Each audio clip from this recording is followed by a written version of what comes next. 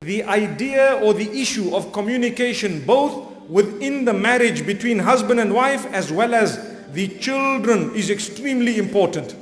And we'd also like to open one more door of communication, or the importance of one more point of communication is between the parents and the children, the in-laws and the sons or daughters-in-law. That is also a very, very important door. And remember one thing, whenever you want to correct someone, don't hold back.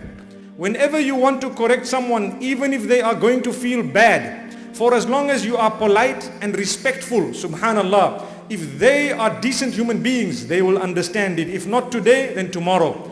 You are not allowed to leave back correction. Where you feel that someone is going wrong, you need to address it as soon as possible, because if you don't, they will plunge deeper into the disaster, and it may have a ripple effect or a skittling effect whereby so many other people will be harmed by the damage of you not having corrected the individual or the person. So even if your parents are going wrong, your children are going wrong, your spouse is going wrong, your in-laws are going wrong and so on, you need to, with utmost respect, open the doors of communication and speak to them, inshallah. And through this communication, we will achieve and receive goodness, inshallah, if we are sincere and we are good.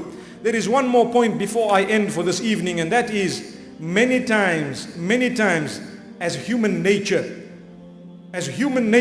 people think that they are the only ones who are right. And what happens is you sit and you listen to an opinion and you say, no ways, this is out. Believe me, the criteria is whether or not Allah has commanded it. If Allah subhanahu wa ta'ala and His Messenger have instructed something, yes, then we will shut off and we will listen to that, inshallah. But when it comes to other opinions of this world, your spouse, your children, your parents, your in-laws, believe me, it cannot be overstressed for us to say that we definitely need to listen to others' opinions and give up your view.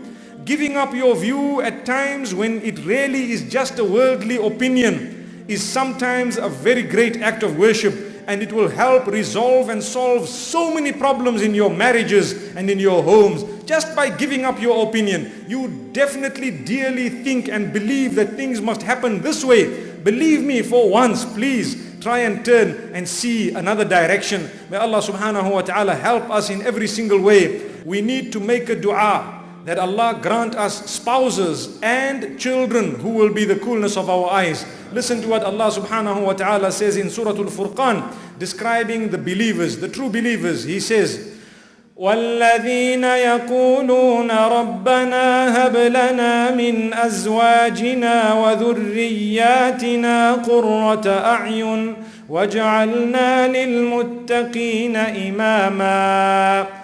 The true believers are those who make a prayer to say, Oh Allah, grant us from our wives and our children those who will be the coolness of our eyes and make us leaders of the righteous, subhanallah. So this dua, we need to make it on a constant basis. The reason is, if you are not married, Allah will grant you a spouse who will be the coolness of your eyes together with righteousness.